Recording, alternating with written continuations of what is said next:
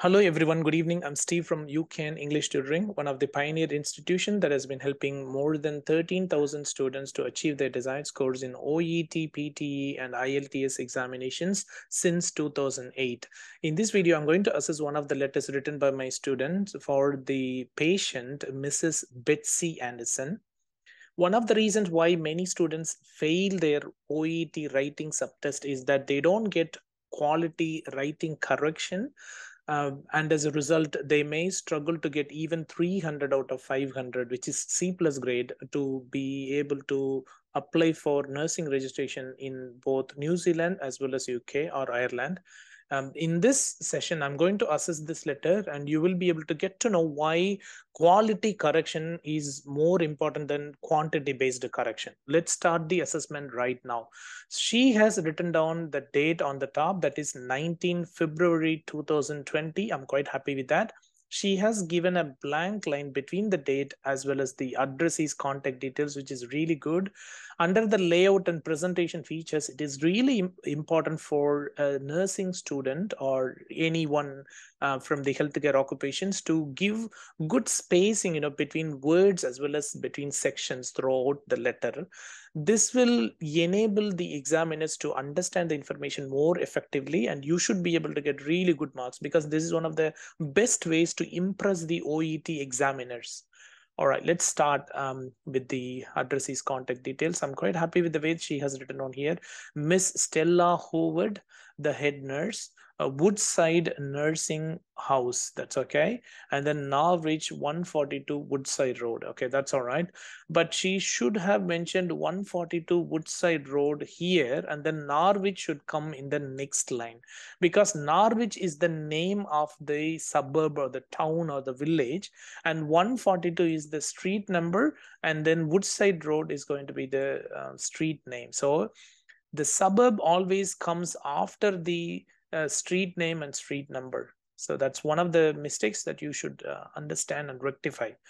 Okay, so you have given again another blank line, which is really good because this will help me to understand that you are writing down a different section now. Okay, so you have written down the addressee's salutation here. I'm quite happy with that. Dear Miss Howard. When you write down the addressee salutation, you need to go there and have a look at it. Okay, so you have to use the same prefix of the addressee. You have done that. I'm quite happy with that. It's here, Miss and Miss. This is how you need to verify. Okay. Many students do change the prefix of the addressee when they write down in the salutation section. As a result, they lose their mark. I mean, if you don't write Miss here, but if you write down Mrs. or let's say Mr., this can have a very bad impact on your score, because you should never ever change the spelling or the prefix of the patient. And you have to write down the surname of the addressee only. You have done a good job. I'm so happy with that. And you have written down with the correct spelling, which is really nice. So this is how we need to write down. So dear Miss Howard. Okay, that's really good. And you have given good spacing, between two words. I have noticed that several students do not do that, but please be mindful that it's not what you wish to convey, it is how it's going to be viewed by the examiners. Because when the examiners assess your letters, you can't go in person and then ask them, hello sir, this is what I have done and there is a space here, but the space is very small. Or you can't go and tell them like, okay, this is actually the letter yes and it's not R. You can't go and explain everything, right? So you are going to communicate with the examiners in the writing form only. As a result, we need to write down the letters clearly and neatly. All right, so far I'm very happy with your letter. Let's continue with the reference details of the patient. You have written down the reference details, that is regarding Mrs. Betsie Anderson, aged 89. One of the mistakes that you have committed is you have placed the semicolon here, colon here. It should be moved towards regarding, right? So after RE, you need to place the colon, and then you have to give a small space, and then you have to write down Mrs. Betsie Anderson, all right? And you don't need to use the capital letter here. You don't need to write down capital A. You just need to write down a small a. That's it. All right. Let's continue with the introduction paragraph now. I am writing to refer Mrs. Betsie Anderson for further care and management for urinary tract infection. Okay, so I'm quite happy with that. But when you write down, this G, let's say this G, unfortunately doesn't look like G. It look like, Q. So it's better to write down G, which should come on the left hand side as well. There should be a curve underneath this, isn't it? Again, I'm telling you all that it's not how you wish to write down, it is how the examiner views the letters and words. It's very essential for us to ensure that the examiner understands what we are trying to convey, right? She is ready to get discharged. Okay, this is again wrong, and you need to ensure again that you have to write down G properly. Okay, I think throughout the letter, wherever you write down G, please have a look at it. Please have a look at it. So it's not good. And the other issue is that when you write down the letter A, you're not writing it down fully. I mean, on the top, you have to connect that. Otherwise, it will be visible as a letter U only. As a result, you won't get good score. And the other problem here is that it should be to get discharged. You have to write down D at the end. So there is a spelling mistake here. So please understand that all these mistakes can have a very bad impact on your score for the OET writing subtest. So one of the reasons why my students are able to score higher than what I give them during the practice test is that I am 100% strict as far as the assessment is concerned. Okay, it means it's going to be like pulling teeth to get B grade or C plus grade from me. And as a result, your original OET exam score in OET writing subtest is going to be definitely higher than what I'm going to give you. So please understand this. And let's go on to the introduction paragraph now. So, sorry, the supporting paragraph. So Mrs. Anderson was admitted. So when you write down this E, it is essential for us to write it down clearly. See, have a look at this E. So when you have written down the management, this E is much better and it is visible. It looks like E, but the one you have written down in Anderson, okay, I can tell you that both of these things are like ARR. Okay, so it's going to be ANDRRSON. In fact, these R and yes, look almost similar. Okay, so I can assume that it's going to be either I or R only. So you have to be very careful. You have to write down the E clearly like this, just like this. In management, you have written down like this, and the same thing should be adopted here as well. Please understand that. So Mrs. Anderson was admitted. Again, this E is somewhat better than this, but again, this is not that clear. So was admitted on 16 February 2020. Let's go back and have a look at it. So today's date is 19 February 2020. When you have to convey the dates, you have to have a difference of those two dates, and you have to write down the time difference wherever applicable. I mean, today's date is 19 February 2020, and this patient was admitted on 16 February 2020. That means 19 minus 16, that's going to be 3 days ago. So you have to write down Mrs. Anderson was admitted 3 days ago and was diagnosed with. You have to write down and was diagnosed with. You can't write and diagnosed with because that's wrong. Otherwise, if you read this subject, it's so simple. So take this subject and then read it with this verb. Let's read it. Mrs. Anderson diagnosed with the urinary tract infection. That is wrong.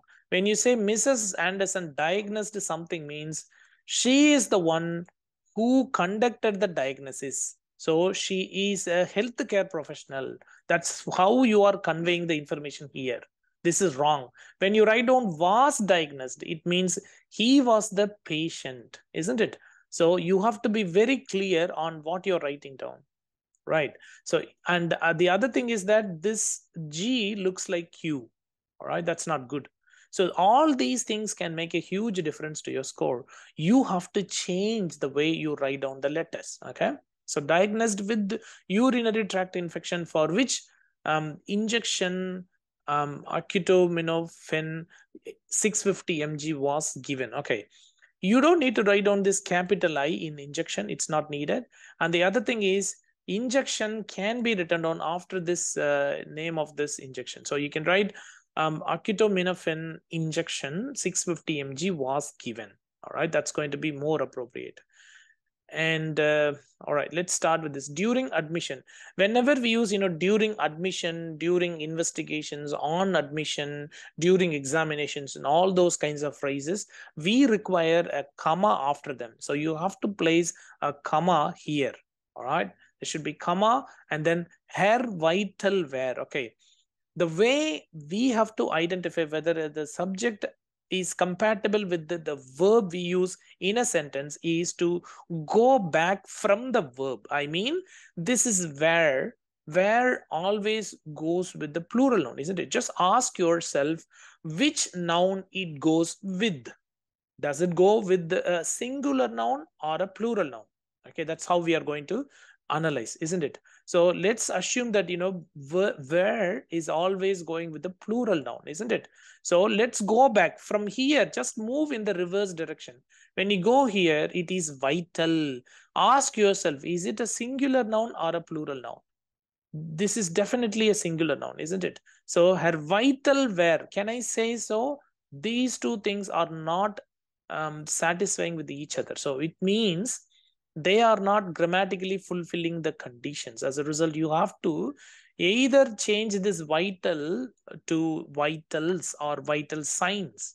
Okay, or you can say, you can remove this one and then you can start writing down, her temperature. You don't need to say her vital where. You can remove both of them as well. That is another option. Okay, anyway, let's start with this.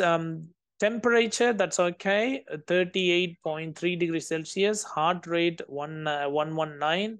You need to write down the unit of measurements as well. Respiration 23. That's again unit of measurements. Oxygen saturation 91% at room air and advised. Okay. Whenever you write down these values, you have to use the prepositions after them. I mean, you should say her temperature was, you can say 38.3 degrees Celsius. Where is degree? Okay, degree is missing as well. And then you can say heart rate was 119 beats per minute. Respiration was, and then you have to tell all those things, one by one. Otherwise, you can say she was admitted with temperature of 38.3 degrees Celsius, comma, heart rate of 119 beats per minute, comma, respiration at 23 beats per minute or whatever it is, and then oxygen saturation of 91% at room air. So that's how you need to write down. We can't write down just the value and the name of the vital signs together without any prepositions in between. That is absolutely wrong. It is one of the major grammatical mistakes you may commit. And the other issue is that the reason that they are giving you all these values in the case notes is that you, as a nursing professional or any healthcare professional, need to interpret this information. I mean, you need to say whether it is abnormal. I mean, do you think the temperature is abnormal? The temperature is higher or lower or things like that. That is very important. That is what the OET examiners are looking for in your letter. They don't want you to just copy the information from the question paper and place it in the letter. That's not your duty. You shouldn't do this, please. Okay. And advised. Okay, when you write down again unadvised, let's go back. Advised is okay, that's in the past tense, that's fine. But let's go back and have a look at the subject. What is the subject here? During admission is the subject? No. Her vitals, yes, her vital is the subject, isn't it? So you have split the whole sentence into two parts, and the first part starts with the vital where. Okay, now let's use the same vital here as well before advised. So we are going to read it like this: and her vital advised for lab investigation. Do you guys think it's going to be the correct answer? I don't think so. That is one of the worst grammatical errors we may commit. So what you should have done is, and she was advised for lab investigation. That's one thing. Or you can write down like this, and lab investigation was advised. That is also another way of writing down. So it is better to write down and lab investigation was advised. That is more appropriate, isn't it? So this way we can ensure that there are no grammatical errors at all. All right. When you write down a sentence with the subject, and then if you use and then if you write down another verb, you need to ensure that the subject, the one which comes in the first verb, should be compatible, should be suitable for the verb that is located in the second part of the sentence as well. But unfortunately, Herr Vital doesn't go with the advised properly. It doesn't make any sense at all. As a result, what we need to do is to eliminate this, or you can write down lab investigation was advised. Okay, let's continue. I hope everyone is able to understand what I'm saying. She is on IV antibiotic, aprofloxacin, whatever it is. Yeah, right. So let's say it is always better to expand the abbreviations. Abbreviations, medical acronyms should not be used in your letter. The reason is that you need to write down the letter in a formal manner. If you go through the writing task section of the OET question paper, they have clearly stated that do not use note form, use letter format. So IV is a note form which should be avoided, and you should write down the letter format, which is intravenous antibiotic, and then you can write down the the name of the medication. Okay. And after that, you need to give a small space before you write down and. But you haven't given this, okay, which is not good. All right. She is oriented with no confusion. If you don't have enough space in this line, it's better to write down with and then no, and then write down confusion in the next line. Okay. Do not try to save the paper. Okay, during the exam as well. Don't assume that if you save the paper, they are going to give you 10 marks additionally. That's not going to happen. All right. So because you are trying to convey the information to the examiner, as a result, you have to inform them more accurately, and you need to spoon feed the examiners so that they will be very happy and they give you even 350 out of 500, which is B grade. That is going to be more than what you're aiming at, isn't it? So we need to ensure that we not just fulfill the assessment criteria, but we exceed it. All right. It is always better to exceed the minimum assessment criteria so that we can get even B grade in writing. Achieving B grade is going to be super easy as long as you understand the examination assessment criteria. I see. Mrs. Anderson requires daily assessment. Okay, look at this spelling here. Assessment, it should have A and then double S and then E and then again double S. But you have written down only one S after E, isn't it? That's not good. And the other issue here is that when you write daily, the way you write D looks like A. So you should, increase the height of this, vertical line. Okay. In D, you have to write down like this. All right. And the other thing is that look at this one, the height of I and L look like the same. It seems like, you have written one I and then other I. So you have written two I, the letters I in this word, but that's not good, right? So you have to extend the length like this. It has to go up a little bit. Otherwise, that's not going to be the correct answer. All right. So it's not going to help us much. Okay. So they don't view this as you wish to convey. All right. So assessment for blood pressure. Okay. So what you have done here is Mrs. Anderson requires daily assessment for blood pressure. That's okay. Level of consciousness. That's all right. I'm happy with that. And signs of dehydration. That's good. She is advised to take tab. Remember one thing, that you should never ever use the abbreviations in your letter. It's not at all good. The problem is that we do use the same thing. For example, there may be I and J, which means injection, but we simply write down the same abbreviation from the case notes. Your task is to expand the abbreviations, write down all the abbreviations into full forms so that you can achieve your desired scores. If you simply copy and paste here, it's not going to make any use. Okay. It doesn't lead to any help. All right, let's go this. And then that's the name of the medication. I'm quite happy with that. And then 200 mg in the morning, okay, for hypothyroidism. So again, the problem here is that when you write down why, just try to write down, try to just put the the curve, the curve shape here underneath why. Okay, otherwise, if you write like this, it doesn't look like why. Anyway, so hypothyroidism, that's okay. Tablet, whatever it is, Protonix, 75 mg daily. And then okay, Colis, I believe Colis, 100 mg, ciprofloxacin, 250 mg orally for 14 days, and multivitamin with the calcium at night, and tablet, Aricept, 10 mg during bedtime. Okay, let me go through this. Okay, she was advised to take all these things, okay, for 14 days, and okay, they're all good. I'm quite happy with that, but you don't need to use the capital T here. That's not needed. You don't need to use capital T here. That's not needed. And you need to write down the name of the tablet first and then write down tablet after that. Okay, so that means Protonix tablet 75 mg.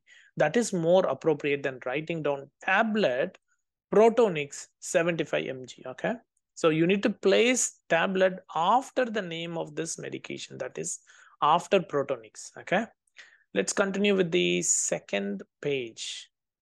All right, it would be appreciated if you could repeat urine analysis, lab reports, and follow up her to Dr. Alex Rose in 2 weeks. Okay, instead of having all these requests in one sentence itself, I would strongly recommend my students to have them written down in 2 or 3 sentences, because you may lose your control on the way we are conveying the information. For instance, it would be appreciated if you could repeat, okay? You write if you could repeat, okay, urine analysis, but it doesn't make sense with the lab reports, isn't it? You can't say if you could repeat lab reports, isn't it? So it doesn't make sense. All right, lab reports, this is not good. So you have to be a bit careful about that. And the other thing is follow up. Unfortunately, follow up is one word only with a hyphen in between. Okay, follow up her to Dr. Alex Rose in 2 weeks. Okay, you can't write down like this. So it's better to say it would be appreciated if you could repeat urine analysis, put a full stop. All right, and then start the next one. Okay, or if you want to say you want to have the lab reports as well, then you can write it down here. For example, if you could repeat urine analysis and find lab reports, or conduct lab reports, or something similar to that, okay, depending on the information you would like to convey.